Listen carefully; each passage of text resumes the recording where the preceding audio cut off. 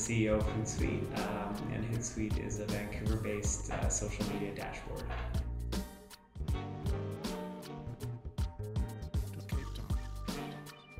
A social media dashboard is, in our kind of wording on it, is basically a single place that you can log in to manage all of your social media presences. So you can manage Facebook and Twitter, LinkedIn, WordPress, Foursquare, all from a single point, and then manage messaging going out, manage kind of inbound monitoring of what people are saying, and then analytics around those the messages that you send.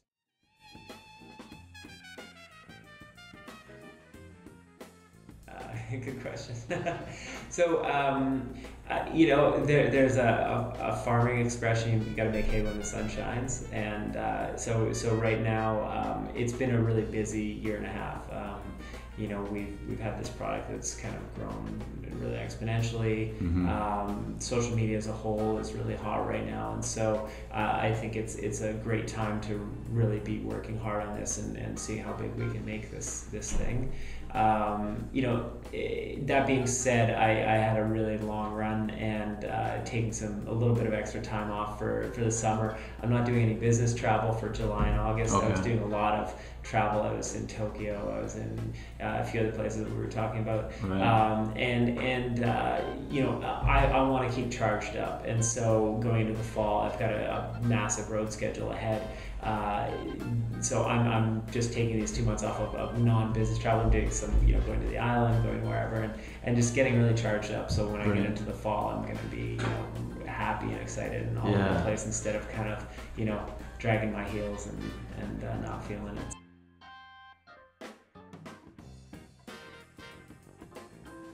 I roll over in bed and check Twitter. I check my email. Are you a morning guy? Or? Yeah. Well, I do a lot of morning. So I do morning yoga usually. Okay. But that's actually the first thing I do is roll over, just check Hootsuite to see what people are saying about Hootsuite. Make sure there's no big fires to put out. Have a quick look through my email. I don't really respond to stuff, but I just look to see if there's anything, again, any fires or whatever. Right. Go to some yoga, get into the office, and then just start on the inbox and see what's going on there. And you work on weekends as well? Yeah, I kind of, again, I have a little bit of policy of just kind of monitoring and not really responding to a lot. I love my iPhone, but just banging out a big email isn't a lot of fun on the iPhone. And I'll there'll be times when I work on the weekend. I work a lot on the weekend, and other times where I check in, do a couple half hour of email, and then that's about it. But I try to limit it quite a bit, and especially, as I said, right now I'm kind of trying to earmark a bit of a period where I'm just charging.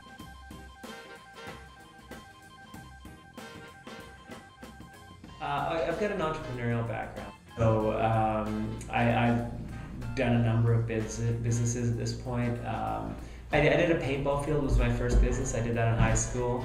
Ran that although it's a great high school job, ran it through a bit of university. Then I did a restaurant kind of in parallel with that. Did that for a couple of years. What type of restaurant? It was a fancy pizza by the slice restaurant. Okay.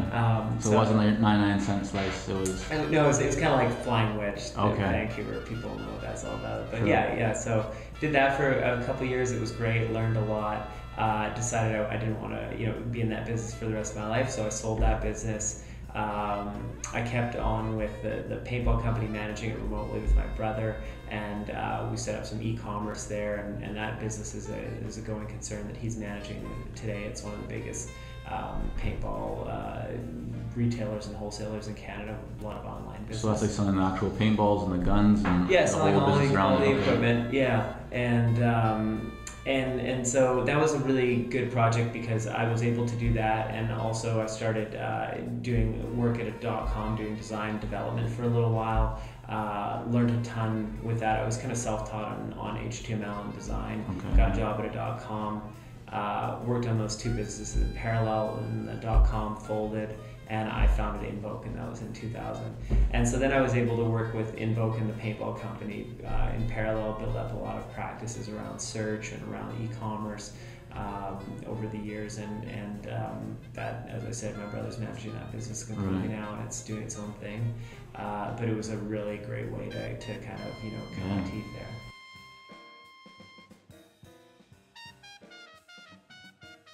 Well, I think part of it's a reflection of our culture here. Part of it is, I think, a new kind of emerging trend in how brands talk to customers and users of their products.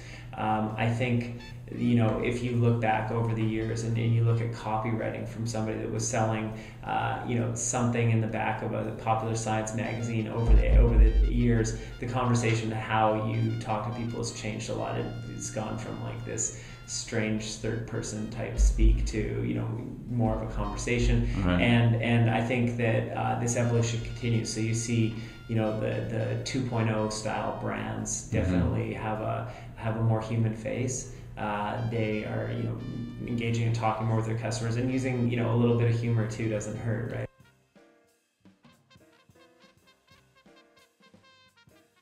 It's so dependent on so many factors, right? Like you have, I mean, first off, it like Wayne Gretzky's famous quote, you miss 100% of the shots you don't take, right? So you got to be out there trying to do stuff. And but that being said, like any number of the things I was doing along the way, there were different tracks that could have taken me in completely different directions, I think.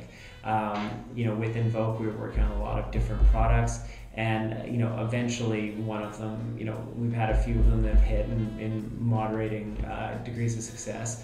And a lot of them like grew on the backs of prior things that we'd done. Right. So working a lot, trying different stuff, iterating, also learning when to kill off things. Like when you've learned what you need to learn from it, you don't want to be doing it, move on, right? And so that's another important thing I think that people need to do, and it's sometimes a really hard decision because you put a lot of yourself into something. Like selling my restaurant was a hard thing. Killing off some of the software products that we had that were moderately successful.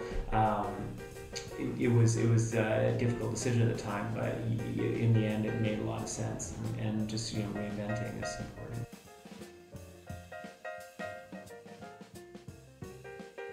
There are failures. I mean, there are things like markets change. So we had a very successful e-commerce product that we had for several years. It was a great success.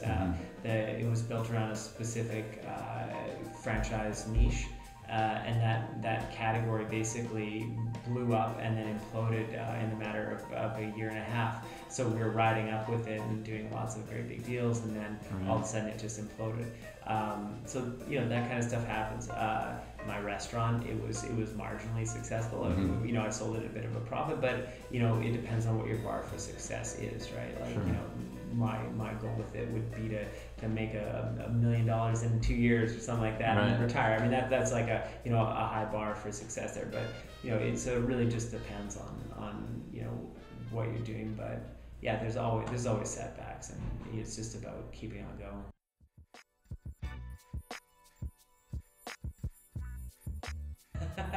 Well, I'm learning how to do it. So I had a bit of a back issue a couple of years ago, and I've been doing a lot of yoga since. And in doing the yoga, I've been practicing around with walking, like doing handstands. And so this year I decided to make a goal to learn how to walk on my hands. And how's that coming along? It's going pretty well. I'm able to kind of balance on my hands now, and I've done a couple of steps. I wouldn't really say I'm able to kind of walk around in control, but I'm getting there. So that's my little goal, and in putting it out on my Twitter profile, it's kind of out to the world now, and so I guess I got to do it, right?